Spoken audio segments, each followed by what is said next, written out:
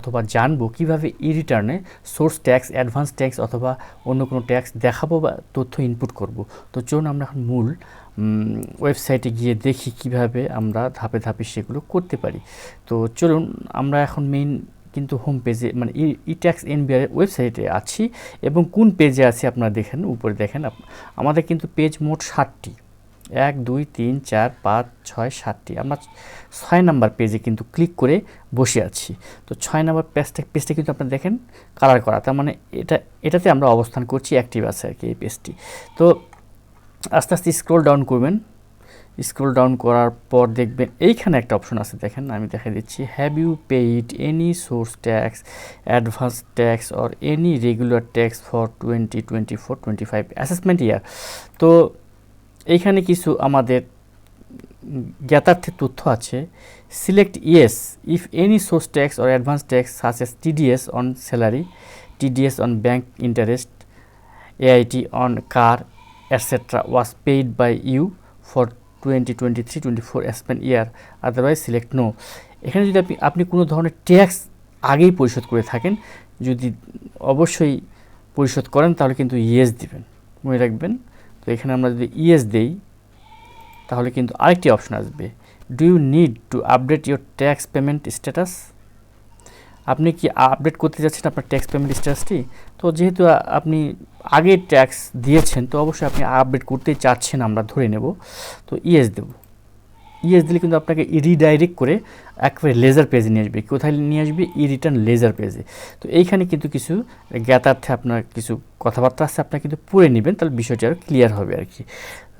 তো আমরা এখন চলে যাচ্ছি যে বাম পাশে যে সাব মেনু আছে, claim source tax, claim AIT, tax paid with return আর ট্যাক্স পেমেন্ট স্ট্যাটাস, কয়েকটা অপশন আছে। তো আমরা প্রথমটাতে ক্লিক করব।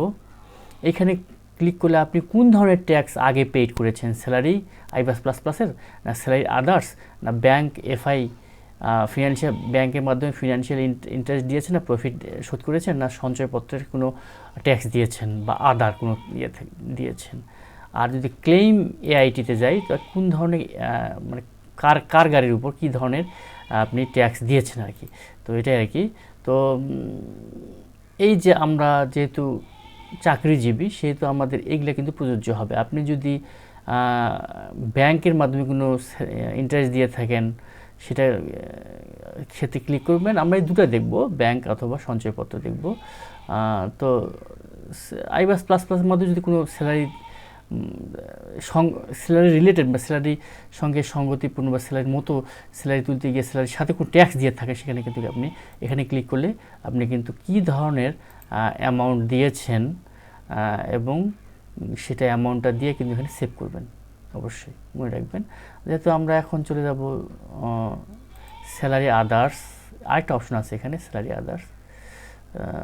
এখানে আদার্সের মধ্যে আছে আপনার হচ্ছে যদি depositing authority person, enter depositing authority, আপনি যদি কোনো অথরিটি পারসন হয়ে ডিপোজিট করেন সেক্ষেত্রে আপনার পারসন আপনার এখানে কিন্তু আছে, এন্টার দ্য নেম, আপনার নাম, উইথহোল্ডিং ডিপোজিটিং অথরিটি পারসন, আপনার নামটা দিতে হবে। আপনি কার হয়ে বা নিজের না কার টাকা আপনি এখানে দেখাচ্ছেন সেটা অবশ্যই দিবেন। আপনি পার্সোনাল অথরিটি সেটা আপনাকে মেনশন করতে হবে।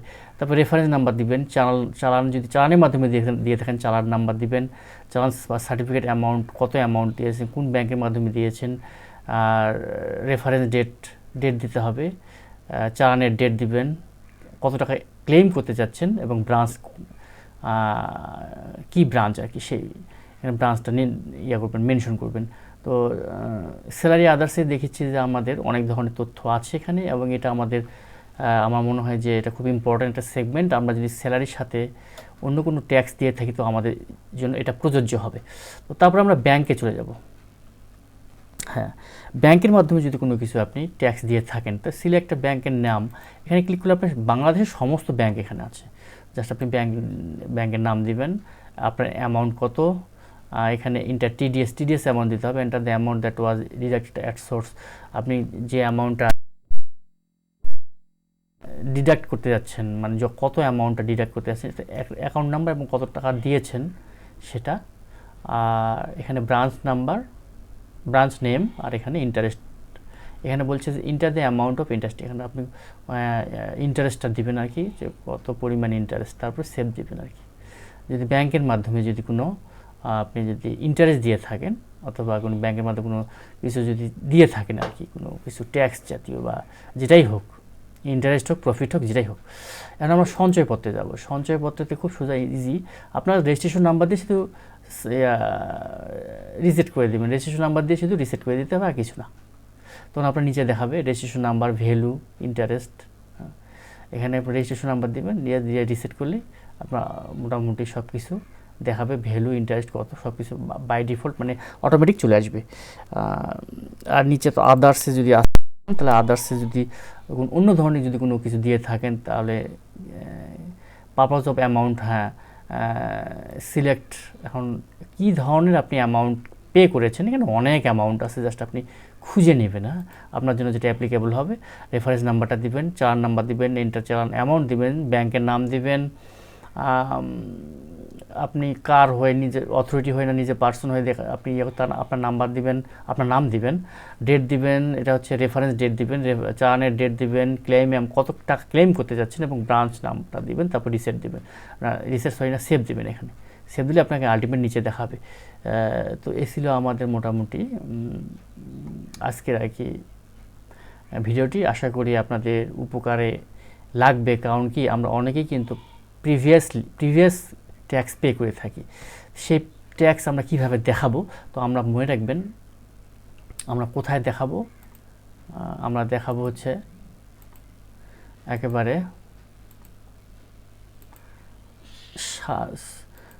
6 নাম্বার 7 নাম্বার পেজে দেখাবো।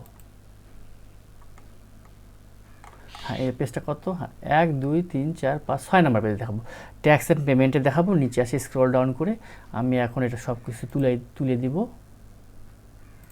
নো করে দেব, ব্যাস এইখানে।